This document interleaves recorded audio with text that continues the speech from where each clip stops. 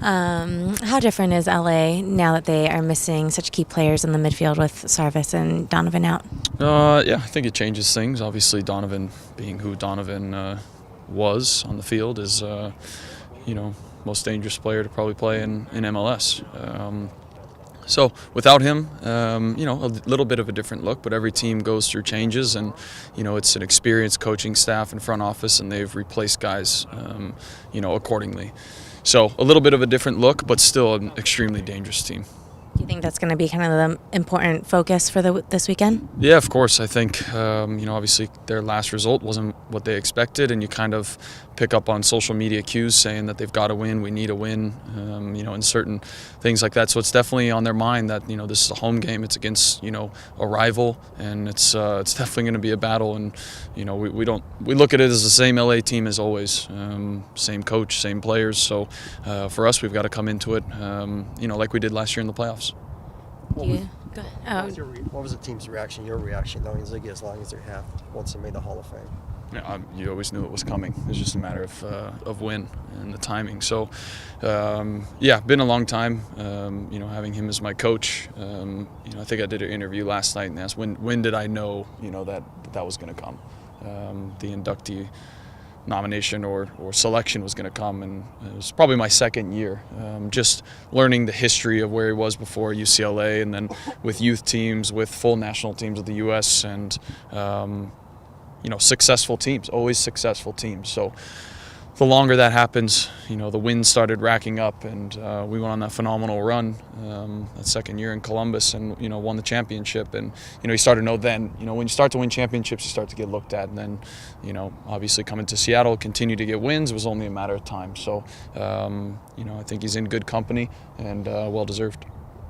Looking at our midfield, obviously we're getting Marco back, but missing Gonzalo. How does that kind of change up what the team's been working with?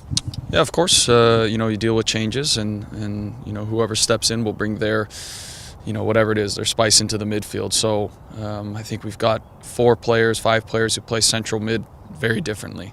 And so it all depends on who we come with this weekend. So, when you're missing Gonzo, you miss maybe a little bit of bite, a little bit of, that creativity just through experience. He might be 32, 33, whatever he is, but he still has that vision of the game. The game is slowed down for him, and it's still there, and so whoever you bring in for him will bring in, whether it's Legs and Andy, kind of the attacking or the defensive prowess of Azira, who knows. So it'll be a game time decision probably, but at the same time we play like everybody's played there before, and we have a deep team, and is what it is.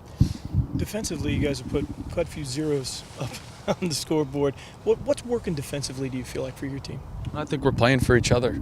That's the most important thing, is collectively we're trying to keep the ball out of the back of the net. And when you do that and you fight for each other, you give yourselves a good chance. So no run is too long, no challenge is too difficult. You've got to get stuck in, and we're always covering for each other. So communication, it's a bunch of factors. And right now, it's good to build on shutouts. And going down to LA, it's extremely difficult to get a shutout. Not sure if we ever have before. So maybe we can check that one off the list, and that'll be a challenge for this weekend.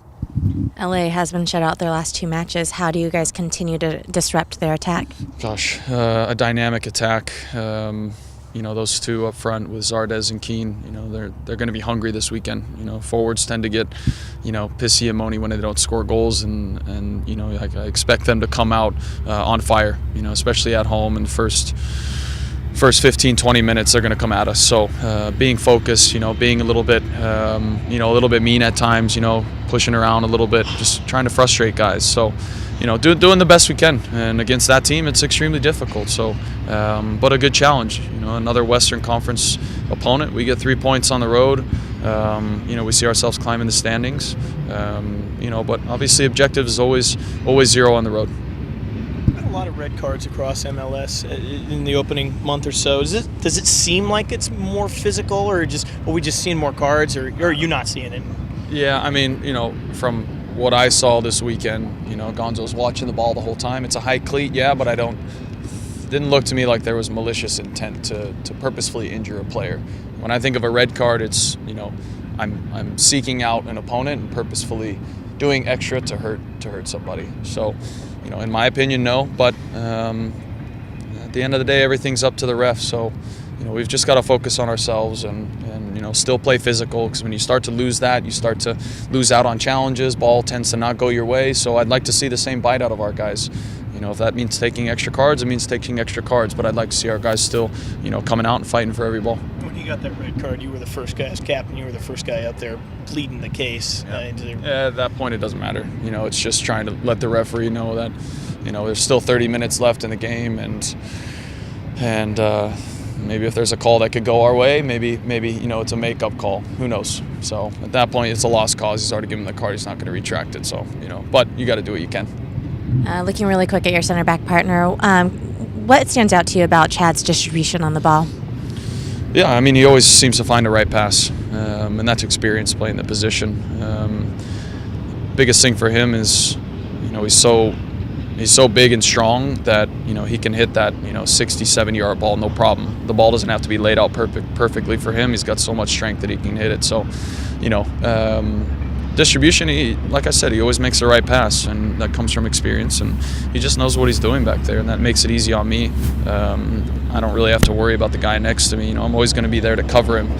It never seems like I'm the one yelling at him. It's always him yelling at me. So still learning the position and trying to figure things out for myself. But yeah, just obviously, I don't think anybody else has won Defender of the Year 3 times. So probably the best defender to ever play in MLS. How has he been able to help you in this new position? Yeah, but it's not really necessarily helping. Obviously, he gives instruction on the field and afterwards. But the biggest thing for me, like I said, is not having to worry about myself as much, or not having to worry about him as much, but worry, just about myself. So he'll tell me when I do something wrong. Most of the time I know that I've done it wrong after it's happened. So there's still that learning curve, and he's not going to poke and prod and kind of fuel that fire. He's going to say, next time do it this way, do it that way. So it's always constructive. It's a great partner.